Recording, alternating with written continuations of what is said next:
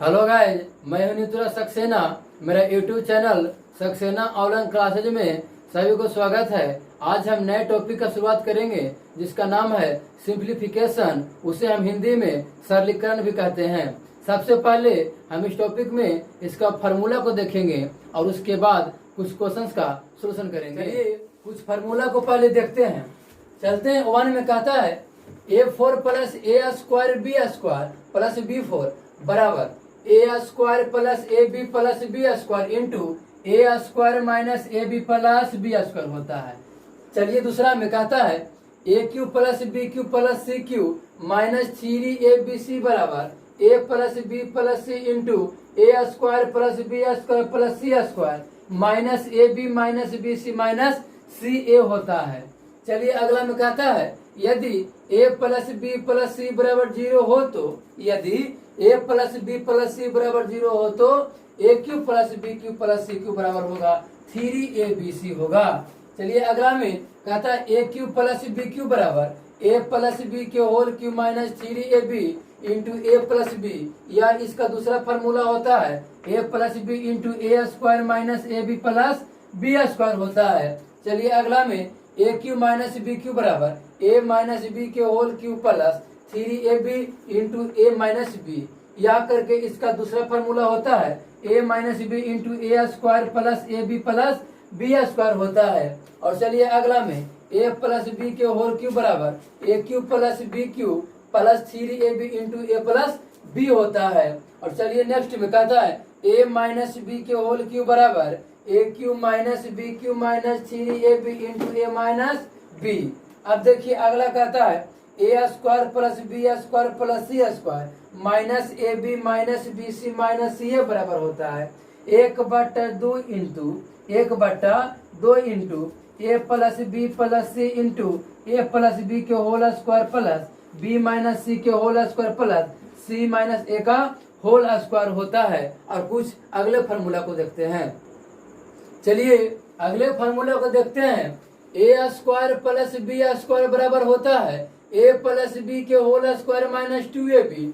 इसका दूसरा फार्मूला होता है ए माइनस बी के होल स्क्वायर प्लस 2ab। चलिए अगला में कहता है ए प्लस बी के होल स्क्वायर बराबर ए माइनस बी के होल स्क्वायर माइनस 4ab होता है।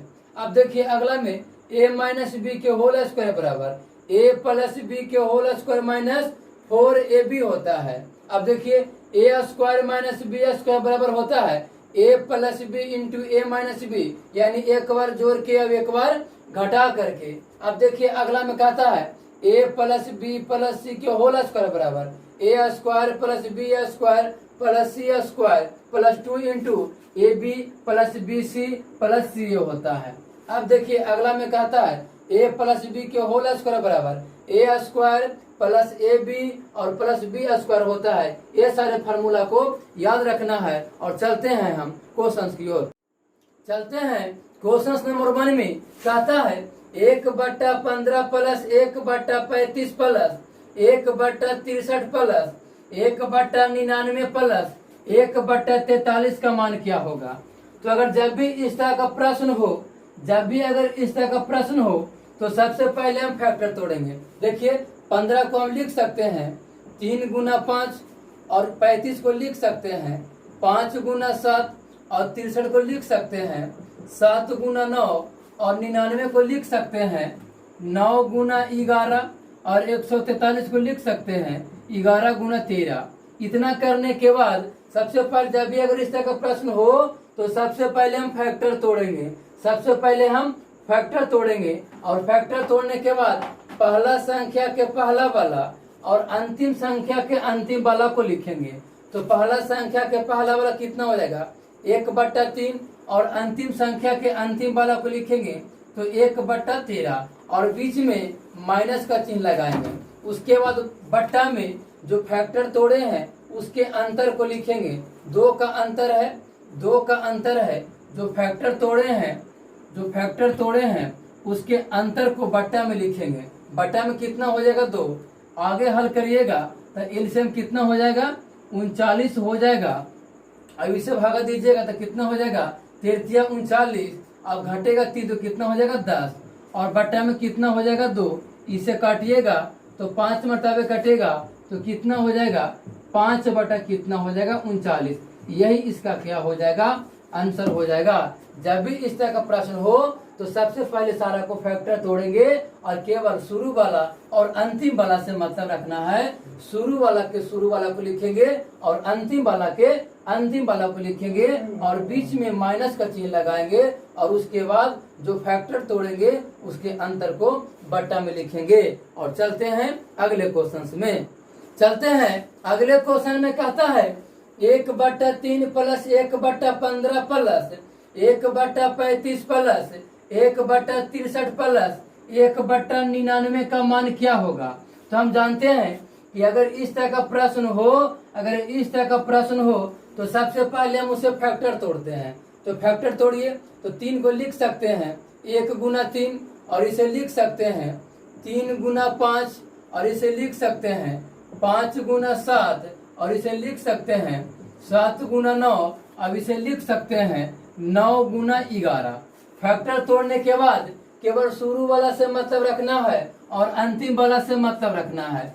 शुरू वाला से मतलब रखना है और अंतिम वाला से मतलब रखना है। देखिए शुरू के शुरू वाला को लिखना है, यानी कि पहला संख्या के पहला वाला को और अंतिम संख्या को अंतिम वाला को लिखना है। तो पहला संख्या के पहला वाला कितना हो जाएगा, 1/1 हो जाएगा और अंतिम संख्या के अंतिम वाला हो जाएगा 1/11 और बीच में लगाएंगे माइनस का चिन्ह लगाएंगे और उसके बाद बट्टा में क्या हो जाएगा, जो फैक्टर तोड़े हैं उसका अंतर कितना का है, 2 का है तो 2 के लिखेगा बट्टा में। उसके बाद क्या हो गया, भिन्न का घटाओ। जब इसे हल करिएगा तो एलसीएम कितना हो जाएगा 11, ऊपर हो जाएगा 10 और बट्टा में कितना हो जाएगा 2। जब इसे काटिएगा तो 5 मरतबे कटेगा, यानी इसका आंसर जो होगा 5/11 होगा। जब भी इस तरह का प्रश्न हो तो सबसे पहले फैक्टर तोड़ दें और शुरू वाला से मतलब रखना है और अंतिम वाला से मतलब रखना है। शुरू वाला के शुरू वाला को लिखना है और अंतिम वाला के अंतिम वाला को लिखना है और बीच में माइनस का चिन्ह लगाना है और उसके बाद जो फैक्टर का जो अंतर है उसे बट्टा में लिखेंगे और इसका आंसर 5/11 होगा। और चलते हैं अगले क्वेश्चन में कहता है 1/1 गुना 2 प्लस 1/2 गुना 3 प्लस 1/3 गुना 4 plus dot dot dot dot dot plus 1/99 गुना 100। ये प्रश्न जो है आपको फैक्टर तोड़ कर दिया है, ये जो है फैक्टर में टूटा हुआ है तो इसे हमें फैक्टर में तोड़ने की कोई जरूरत नहीं है। तो हम जानते हैं कि जब भी अगर इस तरह का प्रश्न होता है तो पहला संख्या के पहला वाला को लिखते हैं और अंतिम संख्या के अंतिम वाला को लिखते हैं और बीच में माइनस का चिन्ह लगाते हैं और उसके बाद जो फैक्टर होता है उसके अंतर को बट्टा में लिखते हैं। तो देखिए इसे हल कराते हैं तो पहला संख्या के पहला वाला कितना होगा, 1/1 होगा और अंतिम संख्या के अंतिम वाला कितना होगा, 1/100 होगा और बीच में माइनस का चिन्ह लगाते हैं और उसके बाद बट्टा में जो फैक्टर होता है उसके अंतर को लिखते हैं। तो अंतर कितना का, 1 का है तो यहाँ पे क्या लिखेंगे 1। उसके बाद इसे देखिए हल कराइएगा तो एलसीएम कितना हो जाएगा, 100 होगा। अब देखिए इसे हल कराइएगा तो ऊपर में 99 होगा, यानी इसका आंसर कितना हो जाएगा, 99/100 होगा। और चलते हैं अगले क्वेश्चन में।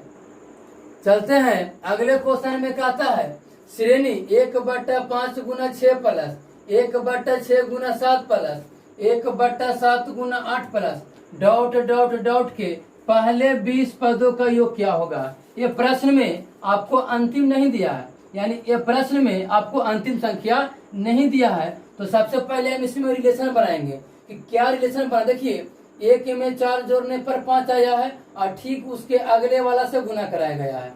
देखिए इसमें 2 में 4 जोड़ने पर 6 आया है और ठीक उसके अगले वाला से गुना कराया गया है। देखिए इसमें 3 में 4 जोड़ने पर 7 आया है और ठीक उसके अगले वाला से गुना कराया गया है। तो देखिए इसमें 20 में 4 जोड़ने पर 24 होगा और ठीक इसके अगले वाला से हम गुना करा देंगे। देखिए इसे वैसे लिख सकते हैं 1/5 गुना 6 प्लस 1/6 गुना 7 प्लस 1/7 गुना 8 plus dot dot dot plus 1/24 गुना कितना हो जाएगा, 25।